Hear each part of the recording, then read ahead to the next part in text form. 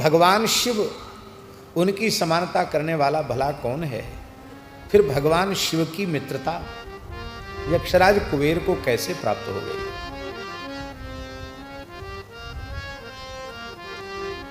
ब्रह्मा जी आनंद विभोर हो गए और ब्रह्मा जी ने विस्तार से चरित्र सुनाया, जिसका संकेत अभी हम कर चुके हैं कि शिव जी की कृपा हुई तो एक चोर, एक दुष्कर्मी, एक महापापी आगे चलकर धनाध्यक्ष कुबेर बन गया और भगवान शिव का मित्र बन गया। यही है इनकी अहेतु की कृपा। काम्पिल्य नगर में आहिताग्नि, अग्निहोत्री, सोमयाग करने वाले, कुल में उत्पन्न यज्ञ विज्ञा विशारद यज्ञदत्त नाम के एक सोम यज्ञ में दीक्षित ब्राह्मण, दीक्षित उपाधि वाले ब्राह्मण, दीक्षित होते हैं ना, दीक्षित उन्हीं को कहते हैं। श्रौत यज्ञ की दीक्षा लेते हैं, वैदिक अग्निहोत्र की दीक्षा लेते हैं, उनको दीक्षित कहा जाता, वो दीक्षित थे। षडंग वेद के विद्वान थे, वेदांत में भी दक्ष थे, अनेक राजाओं से सम्मानित थे, बड़े यशस्वी थे, निरंतर अग्निहोत्र में लगे रहते थे। अध्ययन अध्यापन में उनकी बहुत निष्ठा थी।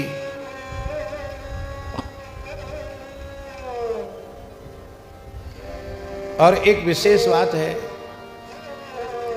ये यज्ञदत्त नामक जो ब्राह्मण थे, ये जितने बड़े वेदों के विद्वान थे, ऐसे ही अतीव सुंदर थे, अत्यंत सुंदर थे, अत्यधिक सुंदर थे।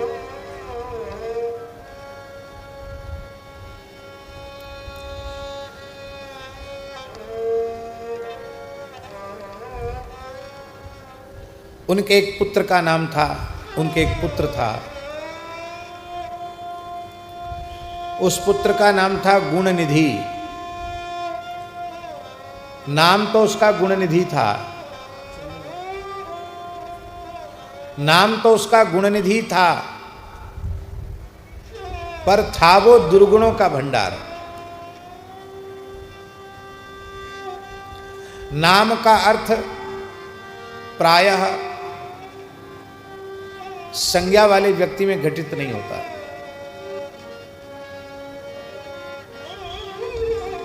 बहुत से लोगों का नाम होता है गिरधारी लाल। क्या नाम?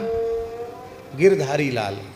पर्वत धारण करने वाले लाल हैं, इतने बड़े वीर हैं, और 5 किलो की अटैची के लिए, सूटकेस के लिए कुली का मुंह ताकते हैं कि कोई कुली मिल जाए तो उठा ले, कि हम उठा ही नहीं पाएंगे। इतने दुबले पतले हैं, कमज़ोर हैं कि 5 किलो का सूटकेस उनसे नहीं उठता है। नाम क्या है? गिरधारी लाल।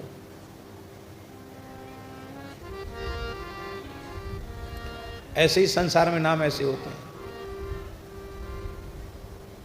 जन्म से अंधत्व प्राप्त है, दिखता है ही नहीं, और घर में लोग कहते नैन सुख। नैन है ही नहीं तो नैन सुख कहाँ से आया? कई बार संसार में नाम ऐसे होते हैं। नाम, वास्तविक नाम का अर्थ केवल और केवल भगवान में ही घटित होता है।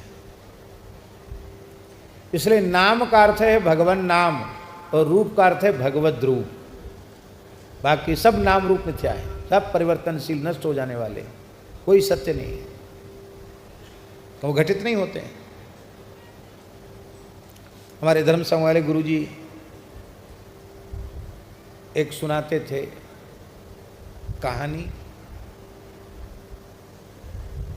बोले एक बहुत बड़े पंडित थे, संस्कृत के विद्वान थे। उनके पिताजी ने उनका नाम रखा था कुरकुची। क्या नाम रखा था? कुरकुची। प्यार में लोग नाम रख देते हैं, कलुआ, बलुआ, ऐसे नाम धर देते हैं, तो कुरकुची नाम था उनका। बड़े विद्वान थे, बड़े ज्ञानवान थे, और उनकी जो पत्नी थी वो ही विदुषी थी, बड़ी कुलीना थी, रूपवती थी, पर वो कई बार झगड़ा करती थी, नाम बदल दो अपना। इतने बड़े पंडित होकर के नाम तुम्हें रखना नहीं आया, कुरकुची नाम, ये कोई नाम होता है? तो पंडित जी शांत भाव से कह देते, देखो माता पिता जो नाम रख दें वही ठीक है। नाम संसार के व्यवहार के संपादन का एक साधन है, तो हमारा व्यवहार इस नाम से चल रहा है, काम तो हमारा बढ़िया है। बोले काम से कुछ नहीं होता है, संसार में नाम ही सब कुछ है। तो पंडित जी बोले चलो तो हम देखते हैं नाम अच्छा कि काम अच्छा। तो देखते हैं किसके कैसे कैसे नाम है, उन नाम के अनुरूप उनका अर्थ उनके जीवन में घटित हो रहा है कि नहीं। तो ब्राह्मणी को लेकर पंडित कुरकुची जी चले, तो एक मुर्दा जा रहा था। राम नाम सत्य है, गोपाल नाम सत्य है, सत्य बोलो गत्य। बड़ी भीड़ थी, कोई बड़े आदमी थे, हजारों लोग उनकी स्मशान यात्रा में थे। तो पंडित जी ने किसी से पूछा कि ये किसका शरीर शांत हो गया, कौन जा रहे हैं? अरे बोले आपको पता नहीं, इस क्षेत्र के सबसे बड़े महान व्यक्तित्व थे, अब चल बसे हैं बेचारे, इनका नाम है अमर सिंह। बोले देखो नाम तो है अमर सिंह, तो मरे जा रहे हैं, अंतिम यात्रा निकल रही है इनकी। आगे और चले तो बांस की खपचियों में रस्सी बांध के एक पीपा इधर लटका के एक व्यक्ति पानी ढो रहा था। ऐसे झुला झुला के चलते ना वो लोग, उसमें कम थकान होती है, देखा होगा, कांवर जैसी लेके चलते हैं। तो वो पानी भर रहा था, भजन लेके जा रहा था। पंडित जी ने पूछा तुम्हारा नाम? बोले हमारा नाम है कुबेर। ले साहब, कुबेर जी पानी ढो रहे हैं, जो धनाध्यक्ष हैं उनकी ये हालत है। आगे बढ़े तो एक बेचारी माताजी, जो देखने में तो बहुत अच्छी थी, पर लगता था कि बहुत विपत्ति की मारी हुई है। शरीर पर साड़ी भी फटी पुरानी थी, केस भी उलझे हुए से थे, कोई श्रृंगार शरीर पर नहीं था, फिर भी सुंदर लग रही थी। अब वो बहुत बर्तन रखे थे, बर्तन मांज रही थी। तो पंडित जी ने कहा देखो है तो कोई बहुत अच्छे परिवार की, पर कोई विपत्ति आ गई है, बर्तन मांज के अपना निर्वाह कर रही है। तो माता जी एक बात आपसे पूछे, बुरा तो नहीं मानोगी? बोले हाँ पूछो पंडित जी, क्या नाम है? लक्ष्मी। ले तो वहाँ से आगे चल के पंडित जी एक वृक्ष के नीचे बैठे। पत्नी बोली और आगे नहीं चलोगे? अब नहीं जाएंगे, लौट के घर चलो। क्यों? तो कुरकुची ने कहा अमरम च मृतम दृष्ट्वा कुबेरम भारवाहकम लक्ष्मी परगृहे दासी सुखी जीवति कुरुकची।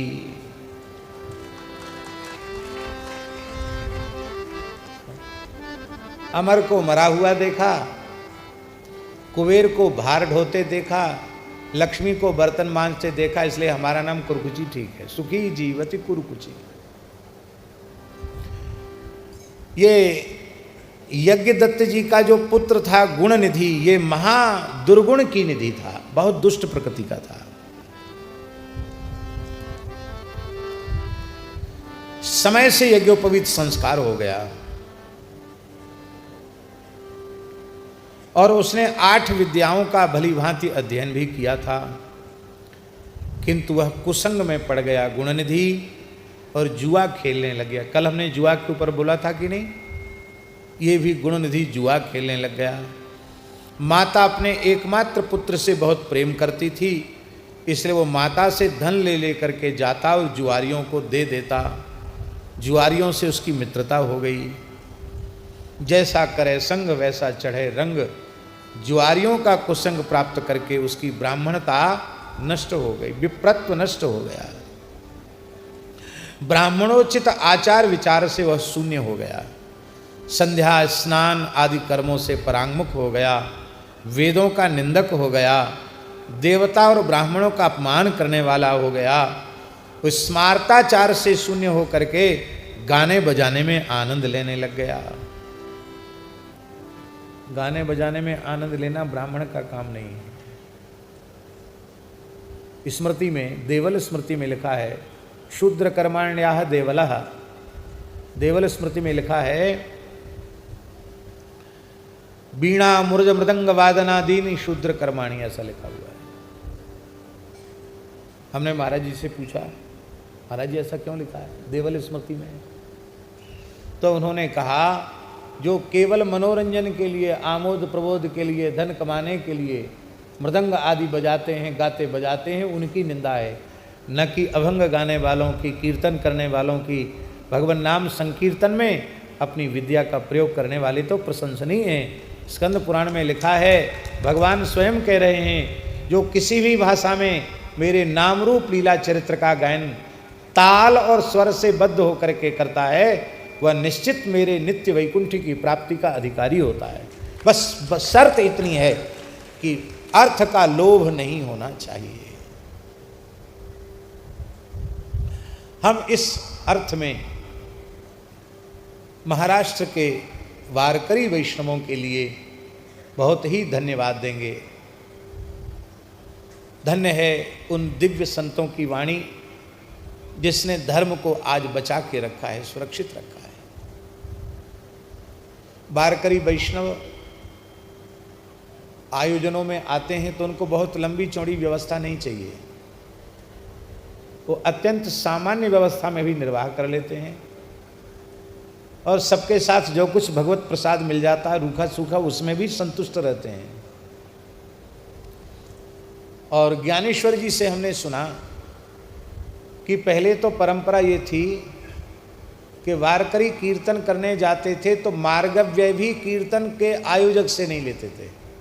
यदि उनकी सामर्थ्य होती तो भाड़ा आने जाने का जो खर्च है वो भी खुद ही वहन करते थे। भाई, हमें आपने कीर्तन के लिए स्मरण किया, हमें भगवत गुणगान का सौभाग्य दिया, यही आपकी हमारे ऊपर बहुत बड़ी कृपा हुई। क्या भगवान के नाम की, भगवान के रूप की, भगवान की लीला की जो चर्चा है, जो संत वाणियों का गायन है, क्या उसकी कीमत संसार में कोई व्यक्ति दे सकता है? क्या एक अक्षर की कीमत कोई संसार के व्यक्ति चुका नहीं सकता। कौन देगा? इन भगवत गुणगान करने वालों को दक्षिणा कौन देगा? कोई नहीं दे सकता है।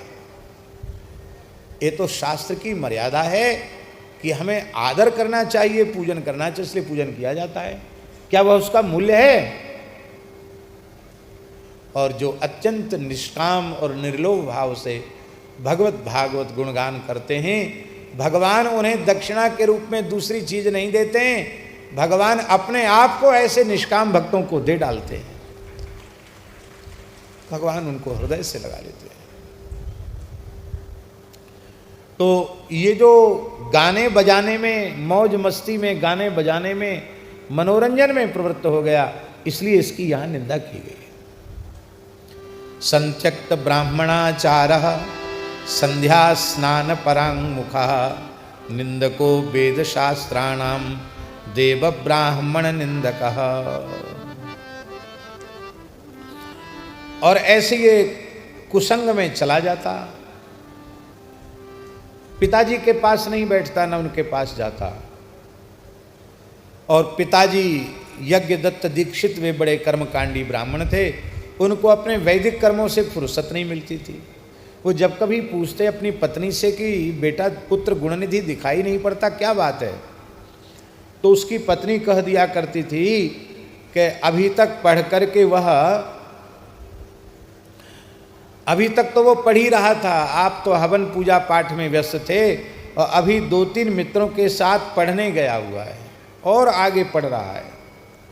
इस तरह से गुणनिधि की माँ अपने पति को धोखा दिया करती थी। 16 वर्ष का हो गया गुणनिधि, उसके पिता ने उसका समावर्तन संस्कार करा के उसका एक शुभ लक्षणा ब्राह्मण कन्या के साथ विवाह कर दिया। इसका विवाह भी हो गया। गृह्योक्तेन विधानेन पाणिग्राहम् अकारयत्। गृह्य सूत्र के अनुसार जो विधि है उसके अनुसार पाणिग्रहण संस्कार कर लिया। गुणनिधि की माँ उसे एकांत में समझाती थी कि देखो तुम्हारे पिताजी बहुत क्रोधी हैं, उन्हें पता चल जाएगा कि तुम्हारा रास्ता बिगड़ गया है, तुम पतित हो, पतन के मार्ग पर जा रहे हो, तो वो तुम्हारी तो पिटाई करेंगे ही, मेरी भी पिटाई करेंगे, दोनों को मार पड़ेगी। और हो सकता है इतने क्रोधी हैं वो, हो सकता है हम दोनों को घर से भी निकाल दें। इसलिए बेटा ऐसा मत करो। देखो तुम्हारे पिता का संसार में कितना सम्मान है, सदाचार में भी वे प्रमाण माने जाते हैं, और धन में भी ब्राह्मणों में उनसे अधिक इस समय धनवान कोई दूसरा नहीं है। धनवान भी हैं, विद्वान भी हैं, सदाचारी हैं। इतनी सुंदर बात उनकी माँ ने उनको समझाया, भैया संसार में माँ के जैसा हित करने वाला और कोई है नहीं, माँ के जैसी तो माँ ही होती है। इस माँ की सबसे बड़ी भूल थी जो अपने पुत्र के प्रति ममता वात्सल्य होने के कारण, प्रेम होने के कारण वो उसकी सही सही बात अपने पति को नहीं बताती। यदि आरंभ में ही सही सही बात बता दी होती, अपने पति से झूठ न बोला होता, तो पुत्र कुमार्ग में नहीं जाता है। सुन रही हो माताओं की नहीं? क्या समझ में आया? चाहे बेटा हो या बेटी, पिता भले नहीं जान पाते क्यों, वो खेत में हैं, खलिहान में हैं, दुकान में हैं, नौकरी में हैं, उनको फुर्सत नहीं है, पर अपने बच्चों की सारी बात गतिविधि माँ अच्छी प्रकार से जानती है। तो माताओं का यह कर्तव्य है कि वह अपने बच्चों को अच्छी शिक्षा दें, समझावें। यदि माता के लाड़ प्यार में वे बिगड़ रहे हैं तो तनिक भी संकोच न करें, जैसे ही बेटा बेटियों का बिगड़ना शुरू हो, बिना किसी संकोच के अपने पति को बतावें कि भाई ये है, बाद में आप मुझे दोष मत देना, ये लड़की अपने मन की हो रही है, ये लड़का भी अपने मन का हो रहा है। और आप जानते हैं, आप लोगों में से कोई डॉक्टर है? अच्छा चलो आप डॉक्टर हैं, बहुत अच्छी बात है। कई बार शरीर के किसी अंग में व्रण हो जाता, घाव हो जाता है, उसमें इतना विष हो जाता है कि आगे हाथ पैर गलने लग जाता है। तो अंत में डॉक्टर कहता है कि यदि पूरे शरीर को गलने से बचाना है तो इस अंग को काट कर अलग कर देना पड़ेगा, चाहे हाथ हो या पैर हो, इस अंग को काट कर शेष शरीर को बचाने के लिए अलग करना पड़ेगा। ऐसे ही ऐसी विकृति बेटा या बेटी में आ जाए कि अब वो ठीक होने की नहीं है, तो जैसे सड़े गले अंग को काट कर फेंक दिया जाता है, ऐसे ही ऐसा बेटा हो या बेटी जो जिसमें धर्म और सदाचार नहीं है, बिना किसी मोह ममता के उसका तत्काल त्याग कर देना चाहिए।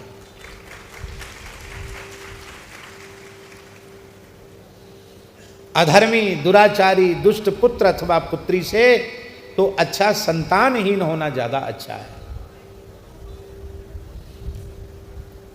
पर इसकी मां ने पति को नहीं बताया, बेटे को समझाती थी।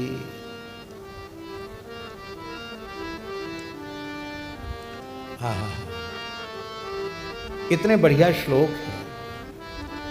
आओ विराजो। ब्राह्मणानां धनम तात सद्विद्या साधु संगमः किमर्थं न करोषि त्वं स्वरुचिं प्रीतमानसः। बेटा सद्विद्या, यहाँ सद्विद्या शब्द है। सद्विद्या माने ब्रह्म विद्या। ब्रह्म विद्या ही ब्राह्मणों का धन है। तत्व का ज्ञान, ब्रह्म का बोध, शब्द ब्रह्म और परब्रह्म दोनों का बोध, यही ब्राह्मण की सर्वोच्च संपत्ति है।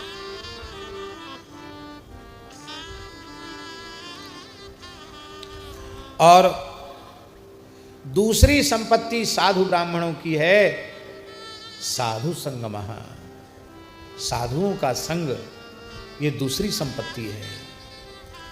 तो बेटा दोनों ही प्रकार की संपत्तियों का अर्जन करना चाहिए, ब्रह्म विद्या का अर्जन और सत्संग के द्वारा ज्ञान भक्ति वैराग्य का अर्जन करना चाहिए। देखो तुम्हारे पिताजी श्रोत्रिय ब्राह्मण हैं, सोमयाजी हैं। तुम्हारे पिता के पिता पितामह भी ऐसे ही थे, प्रपितामह भी ऐसे ही थे, वृद्ध पितामह भी ऐसे ही थे, वृद्ध प्रपितामह भी ऐसे ही थे। कई पीढ़ियों से तुम्हारे कुल में धर्म और सदाचार है, किंतु तुम कुसंग में पड़ गए हो बेटा। ब्राह्मणों का शरीर बड़ा दुर्लभ है, मनुष्य का जन्म दुर्लभ है, उसमें ब्राह्मण का शरीर तो अत्यंत दुर्लभ है। तुम कुमार्ग पर मत जाओ। ततो न त्रपसे किम न त्यज दुर्वृत्तताम स्वकाम। तुम्हें लज्जा नहीं आती, तुम अपने दुराचार की वृत्ति का त्याग कर दो। देखो तुम्हारा विवाह हमने 16 साल में 16 वर्ष की आयु में कर दिया था, अब तुम 16 से 19 के हो चुके हो। 17, 18, 19 3 वर्ष विवाह के हो चुके हैं। और तुम्हारी पत्नी वो 12 वर्ष की थी, तो 13, 14, 15, 16 वो 16 वर्ष की है तुम्हारी पत्नी। बड़ी पतिव्रता है, सदाचारिणी है, तुम इसको भी संभालो और अपने पिता के पद चिन्हों पर चलो। और देखो तुम्हारे जो ससुर हैं ना, तुम्हारी पत्नी के पिता, वे भी बड़े विद्वान हैं, धर्मशील हैं, सदाचारी हैं, सर्वत्र उनकी पूजा होती है। उनकी प्रशंसा सुनकर तुम्हें लज्जा नहीं आती? कल तुम्हारी पोल पट्टी खुलेगी कि तुम ऊटपटांग दुष्कर्म करते हो, तो तुम्हारे ससुर का मस्तक कितना नीचा हो जाएगा। इसलिए तुम अपनी बुरी आदतों को छोड़ दो। और देखो तुम्हारे मामा भी बहुत बड़े विद्वान हैं, धर्म और सदाचार से संपन्न हैं। ये तुम अपने मित्रों को तो देखो, इनके आचरण कितने अच्छे हैं। तुम्हारे साथ ही इनका यज्ञोपवीत हुआ था, तुम्हारे साथ ही इनका वेदाध्ययन हुआ था। आज यह कैसे धर्मनिष्ठ सदाचार संपन्न है और तुम कहाँ जा रहे हो?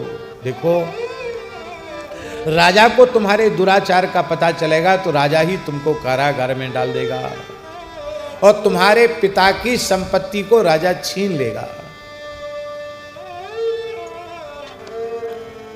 तुम्हारे पिता को जो दीक्षित की उपाधि मिली है वो भी छिन जाएगी। और देख बेटा, तेरे कारण तेरे पिता की निंदा तो होगी, तेरी माता की ज्यादा निंदा होगी। शास्त्रों में लिखा है, मातुश्चरित्रम तनयो धत्ते दुर्भाषणैरिति। संतान में माता के ही गुण आते हैं। ये पक्का लिख लेना।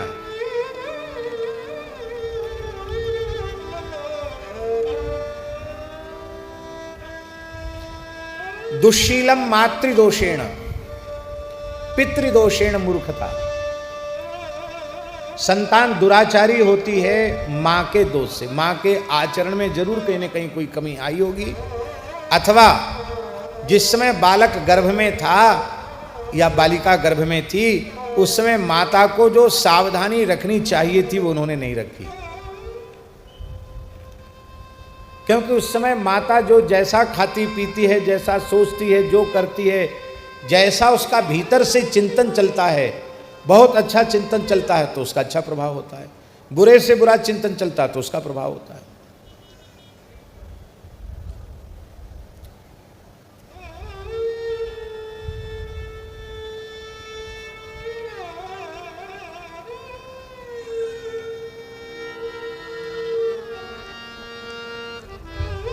माता के संस्कार पुत्र में देखे जाते हैं।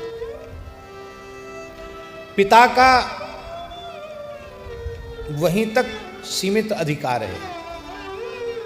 उसने गर्भाधान कर दिया और जन्म होने के बाद भरण पोषण की व्यवस्था कर दी, पर चरित्र निर्माण का सबसे ज्यादा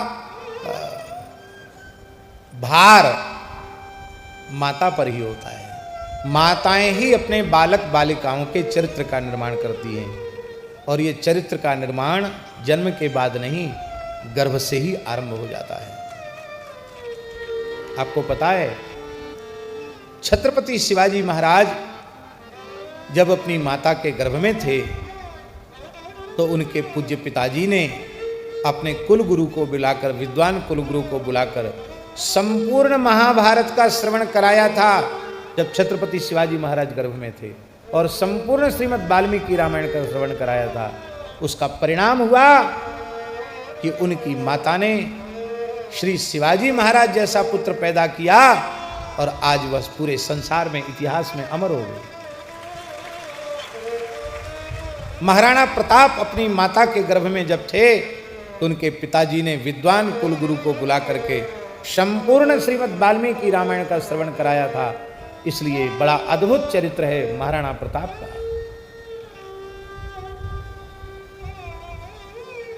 चरित्र का निर्माण केवल जन्म से नहीं, गर्भ से आरंभ हो जाना चाहिए। गर्भिणी को दिन में नहीं सोना, गर्भिणी को नित्य भगवत चरणामृत लेना, पंचामृत लेना, तुलसी में पीपल में जल चढ़ाना, सूर्यार्घ देना, सूर्य से तेजस्वी संतान की कामना करना, पूर्णिमा को सत्यनारायण भगवान का व्रत करना, अर्चन करना, गाय को नित्य ग्रास देना, अपने हाथ से भिक्षुक को अन्न देना, दुष्ट पतित म्लेच्छ दुराचारी व्यक्ति की ओर देखना नहीं, उससे संभाषण नहीं करना। अब पेट में है बच्चा, मैया मोबाइल चला रही है, सिनेमा देख रही है, तो भैया ध्रुव प्रहलाद कहाँ से पैदा होंगे? फिर तो एक्टर पैदा होंगे, एक्टरनी पैदा होंगी, ध्रुव प्रहलाद पैदा नहीं होंगे। हमको मोबाइल चलाना नहीं आता है, हम सीखना चाहें तो सीख नहीं सकते क्या? सीख सकते हैं, 1 घंटे में सीख जाएंगे, उधर ध्यान दें। पर हमको सीखना ही नहीं है, हमको न जानना है न सीखना है। हमको ये भी पता नहीं चलता कि किसी का आया कि गया, घंटी बज जाए तो पता चले, आ गया तो फिर उसको फिर से कैसे निकाला जाता है ये पता नहीं। चाहें तो सीख सकते हैं, हम चाहते नहीं। और आज के छोटे बच्चों को सिखाना नहीं पड़ता, वो सीख के आते हैं। क्यों?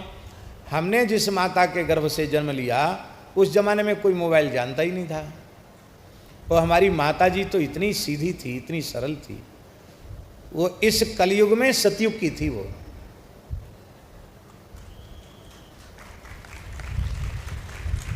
इस कलयुग में वो सतयुग की थी।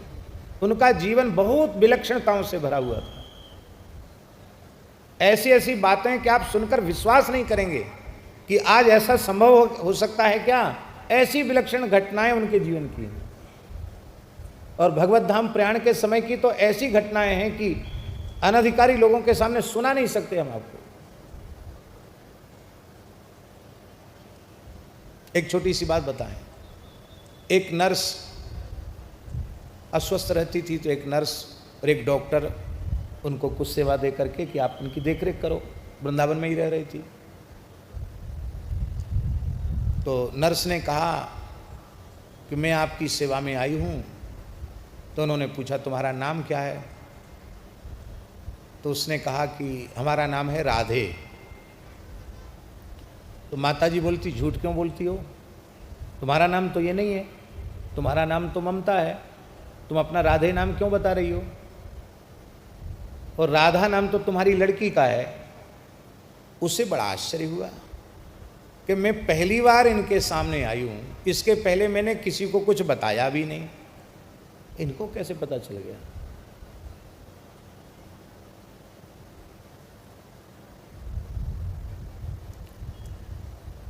पूछा 1-2 लोगों से, क्या मेरे मुंह से ऐसी बात कोई निकली? नहीं, आप तो अभी आई हैं, आपने कुछ नहीं बताया।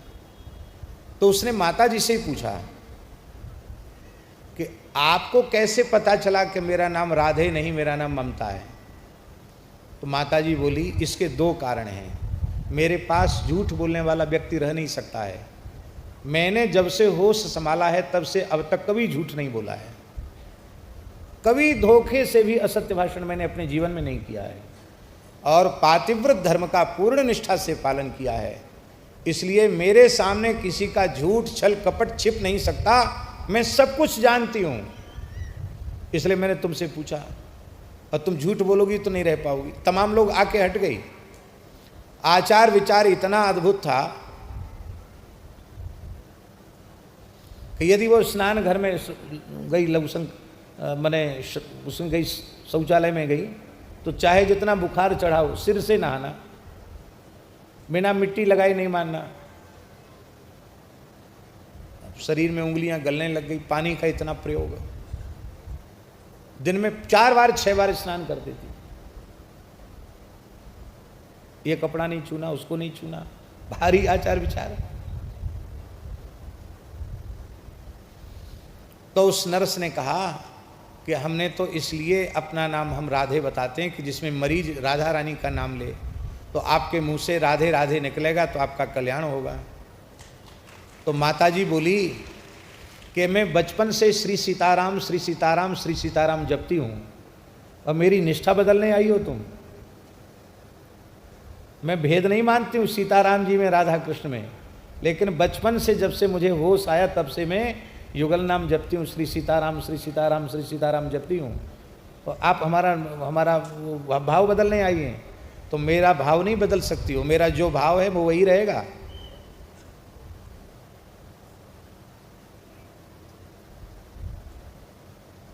और समान कृपा, श्री सीताराम जी की भी समान कृपा, बार बार उनकी अनुभूतियां और दर्शन होना, आचार्यों का दर्शन होना, और श्री राधा कृष्ण की भी समान कृपा। अद्भुत।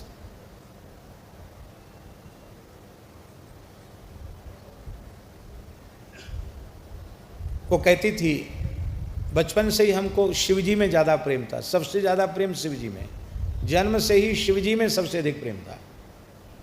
जहाँ कहीं किसी नदी में जाते नहाने तो कोई ना कोई शंकर जी मिल ही जाते, गोल मटोल ले आते। फिर कई बार लोग मना करते बचपन में, तो चोरी करके भी दूध दही से उनको स्नान कराना, बिल्व पत्र चढ़ाना, खेल खेल में उनकी पूजा करना, ये स्वाभाविक था। तो माताजी कहती थी कि मैंने उस समय विशेष शिवाराधन किया। छोटे बाबा एक जगह स्वयंभू शिवलिंग थे, बोले वहाँ नित्य हम जल चढ़ाने जाती थी, उसी का प्रभाव है।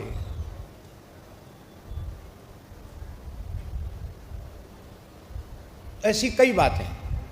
गर्भ में थे तो उस समय एक गाय आती, और अपरिचित गाय, कोई घर की गाय नहीं, अपरिचित गाय घर में भीतर घुसी चली जाती और माताजी के गर्भ को सूंघ कर और उनको दाहिना करके घूम के चली जाती। लगातार कई महीने तक आई, और जन्म के बाद फिर वह गाय पूरे गांव, क्या पूरे क्षेत्र में नहीं दिखाई पड़ी। तो माताजी कहती थी कि लगता कोई देवलोक से गाय आती थी जो गर्भ को सूंघ कर आशीर्वाद दे करके जाती थी। ये बातें कहने की नहीं है, मंच पर तो बिल्कुल नहीं कहनी चाहिए, सभा में कहने की बातें नहीं है, लेकिन ये बातें इसलिए कह रहे हैं कि माता ऐसी होती है तब संतान उत्तम होती है, दिव्य होती है। ध्रुव जी के जो व्यक्तित्व का निर्माण हुआ है उसके मूल में ध्रुव जी नहीं, ध्रुव जी की जन्मदात्री माता सुनीति है, जिसने गर्भ से ही ध्रुव जी के ऊपर भक्ति के, ज्ञान के, सत्संग के संस्कार दिए। राष्ट्र का निर्माण करने की जिम्मेवारी माताओं की है। पुरुष वर्ग 2 नंबर पर, 3 नंबर पर हैं, पर राष्ट्र निर्माण में माताएं पहले स्थान पर हैं। बड़े बड़े शूरवीर, बड़े बड़े विद्वान, बड़े बड़े गुणी, बड़े बड़े ज्ञानवान, बुद्धिमान, विवेकी भक्त न तो आकाश से बरसते हैं, न धरती फोड़ के निकलते हैं, किसी न किसी पवित्र माता के गर्भ से ही जन्म लेते हैं।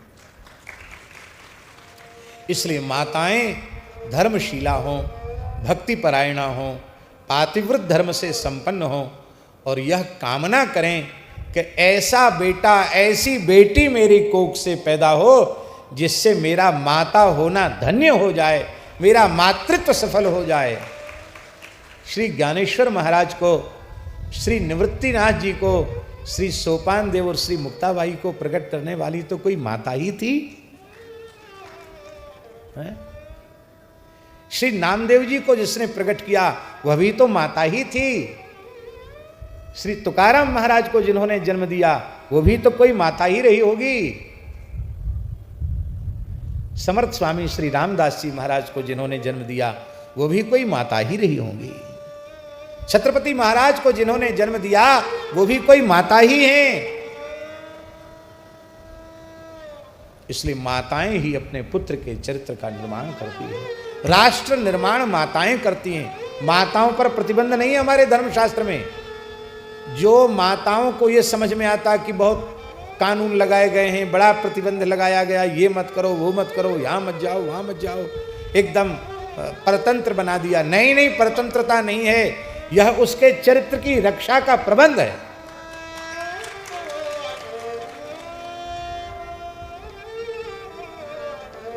नारी पवित्र होगी तो उससे जो सृजन होगा वह भी अत्यंत पवित्र ही होगा। ये पूज्य संत बैठे हैं, इनको जन्म देने वाली भी तो कोई माता ही होगी। श्री वेंकटेश स्वामी जी, जिनको माध्यम बनाकर उनके गुरु महाराज और भगवान दत्त इतना बड़ा आयोजन करवा रहे हैं, उनको जन्म देने वाली भी तो कोई माता ही होगी।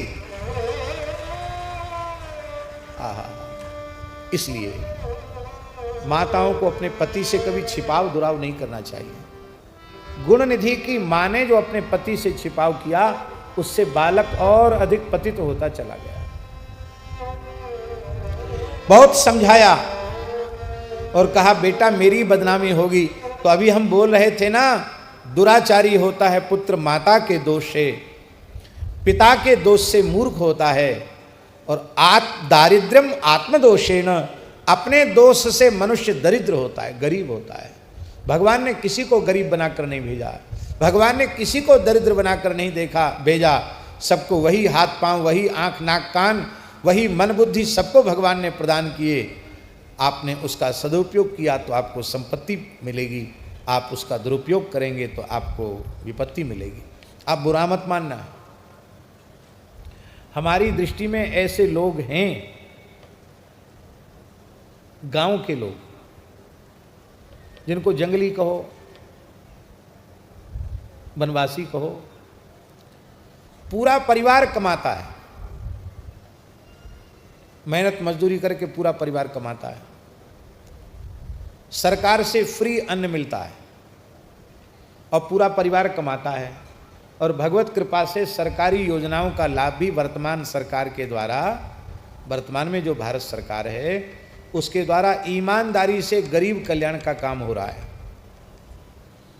इसके पहले तो देश का एक प्रधानमंत्री कहता था कि हम 1 रुपया भेजते हैं तो कितना पैसा लगता है, हैं? हाँ, 15 पैसा। देश के प्रधानमंत्री ने कहा था हम 100 रुपये भेजते हैं तो 15 रुपये ईमानदारी से खर्च हो पाता, बाकी इधर उधर चला जाता। अब इतना बढ़िया बना दिया कि सीधे खाते में जाएगा, पैसे का प्रत्यक्ष लेन देन खत्म हो रहा है। अब हम एक बात पूछ रहे हैं, बुरा मत मानना हमारी बात का, कि घर के सभी सदस्य श्रम करके कमा रहे हों, राशन फ्री मिल रहा हो, आवास योजना में घर भी फ्री बन गया हो, या थोड़ी बहुत राशि लगकर घर बन गया हो, तो इतने लोग जब परिश्रम करके धन कमा रहे हैं तो घर में समृद्धि आनी चाहिए कि नहीं आनी चाहिए? क्यों नहीं आई?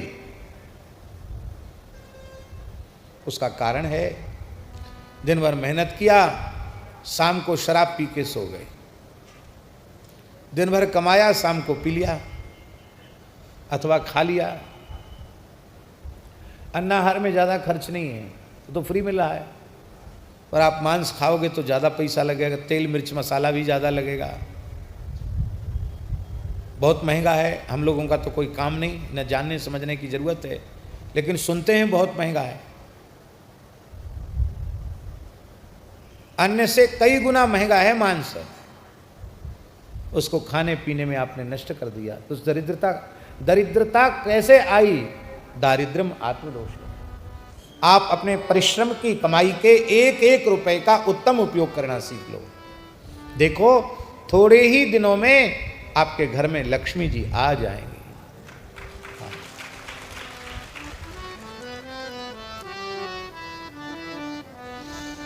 इतना माता ने समझाया, इसके बाद भी गुणनिधि ने अपना बुरा रास्ता नहीं छोड़ा। वो और अधिक पतित हो गया। वो शिकार खेलता, शराब पीता, चुगली करता, असत्य भाषण करता, चोरी करता, जुआ खेलता, वेश्यागमन करता। कौन सा ऐसा भयंकर पाप था जो उसने नहीं किया था? सब कुछ करता था। दुष्टों को धन देने के लिए, अपने व्यसनों की पूर्ति के लिए घर के वस्तुओं की चोरी करके जुआरियों को दे देता था। एक बार अपने पिता की अंगूठी उसने, बहुत हीरे जड़ी हुई, बहुत मूल्यवान हीरे की सोने की अंगूठी उसने जुआरियों को दे दी। संयोग से उनके पिताजी ने जुआरी के हाथ में अंगूठी देख ली, पहचान लिया, ये अंगूठी तो मेरी है, ये तुझे कैसे मिली?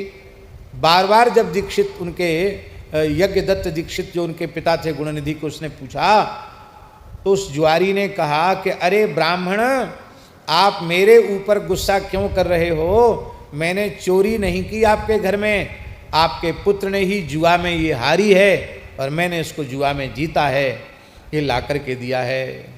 और तुम्हारी पत्नी की बहुत कीमती साड़ी, जिसमें सोने के तारों की नक्काशी थी, जिसमें हीरे जवाहरात का काम था, ऐसी रेशमी साड़ी भी तेरे पुत्र ने दी है, वो भी मेरे ही पास है।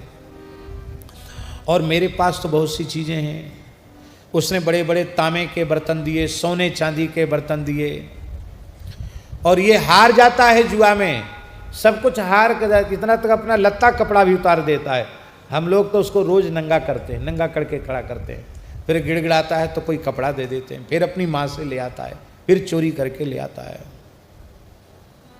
अब तो महाराज वो यज्ञदत्त दीक्षित, लज्जा के कारण उनका सिर झुक गया, वो बोल नहीं सके। उनको लगा कि मैं तो जीते जी मर गया, हाय हाय, मेरा पुत्र इतना दुष्ट, इतना दुष्कर्मी निकल गया। अपना सिर ढका उसने, ब्राह्मण ने, मैं मुंह दिखाने लायक नहीं रहा। और वह अपने घर आया, अपनी पत्नी से बोला, कहाँ है तेरा बेटा गुणनिधि?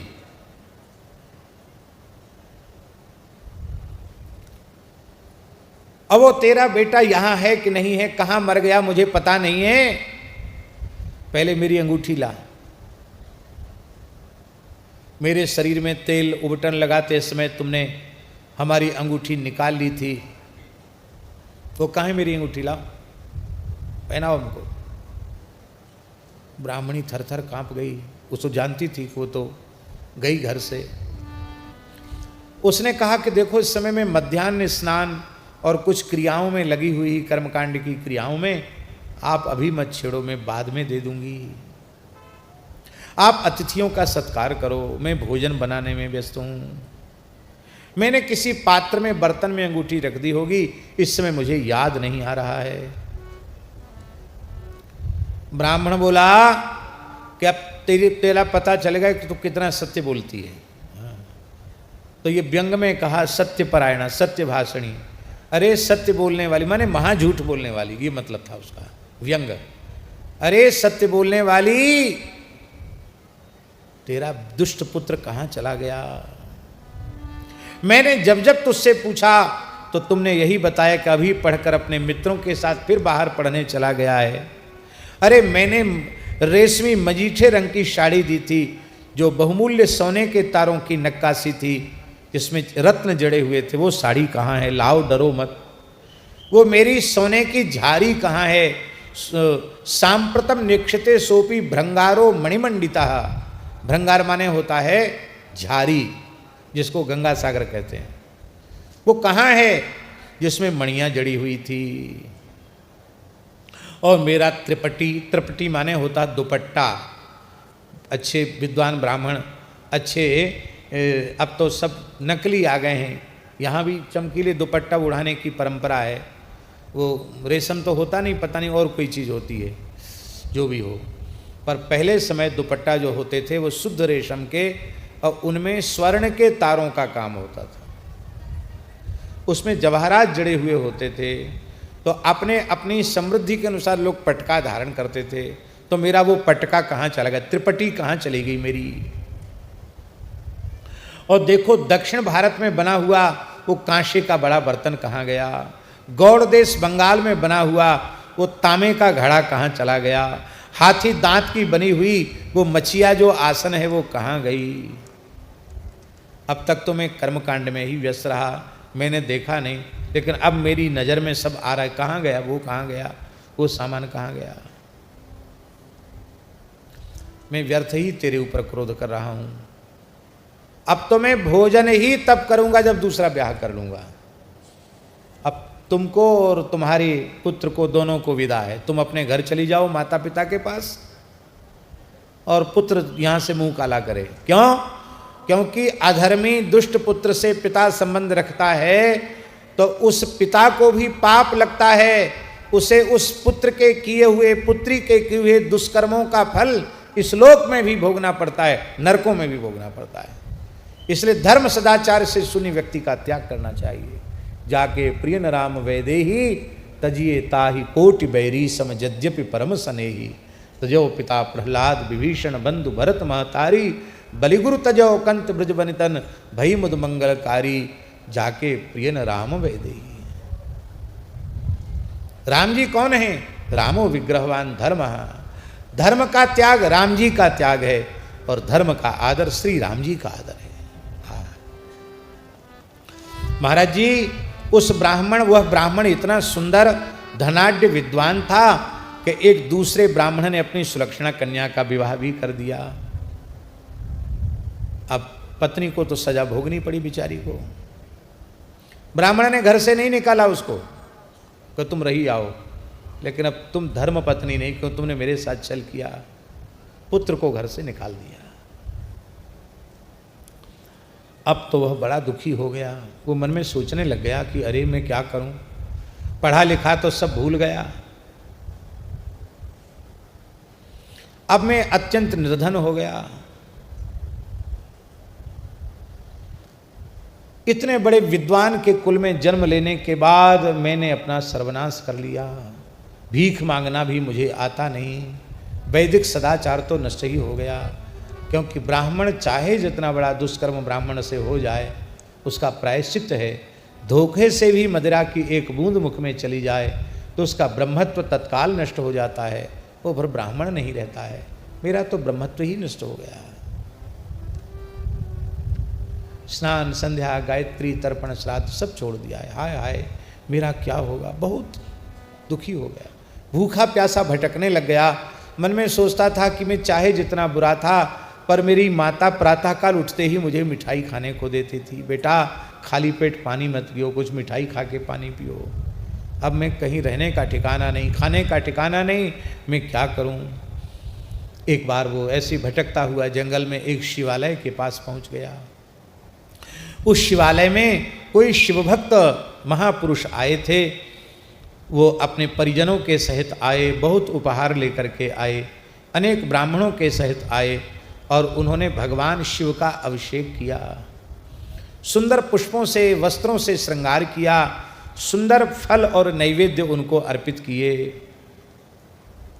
और रात्रि में वो सब कीर्तन जागरण करने लगे और ये भी वहीं था। मन में सोच रहा था कि थोड़ी इनको झपकी आवे सो में, तो मैं तो भूख के मारे मरा जा रहा हूँ, मैं शिव मंदिर में चोरी करके कुछ चुराऊँ।